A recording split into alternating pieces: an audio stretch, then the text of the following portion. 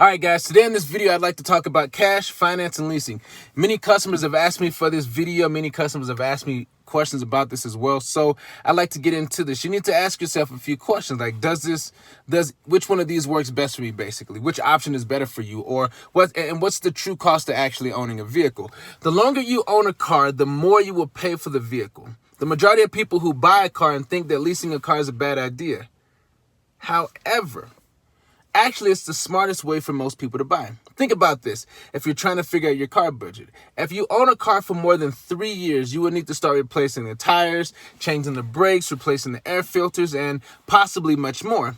After about 5 years, you may need to start focusing on other things besides the oil changes, like the starter, the alternator, and other major components to keep the vehicle running properly.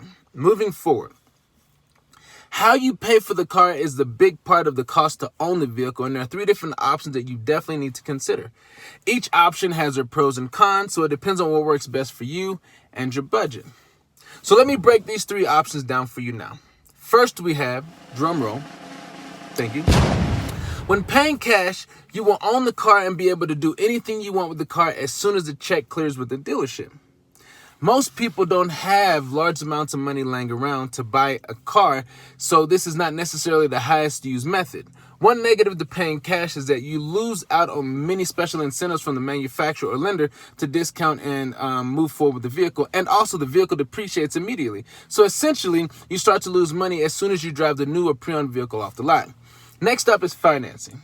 When financing a car, you will have an affordable monthly payment and receive special incentives from the manufacturer or a lender to discount the vehicle. Financing is actually the most common form of payment for a new car. A few negatives would include years of monthly payments, possible negative equity situations, and a diminishing value of the vehicle. Last but not least is leasing. See what I did there? When leasing a car, you typically have the lowest monthly payment, and it would be the cheapest form of ownership. This also gives you a newest and safest vehicle on the road every few years. There are some great programs to help you get into a lease, and many times it can help you get out of your current lease also. The downfalls of leasing are that you will always be making a car payment while you're not actually owning the vehicle. It's like renting a vehicle monthly.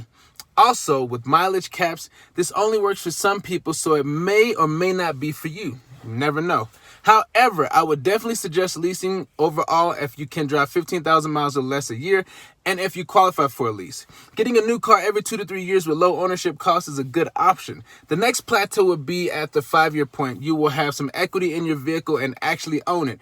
When it gives you the option to sell or trade in the vehicle. Just remember, the longer you own the vehicle, the less it will be worth when it comes time to selling it. Last but not least, if you plan on keeping your vehicle for over 5 years, I suggest you purchase an extended warranty to save you some money in the long run, just in case something major happens. Truly hope this vehicle was helpful. I'm Jacob Abbott, the only car sales guy you'll ever need in Colorado. Don't forget to like, subscribe, and share because others definitely need to see this. Oh yeah, check out my logo.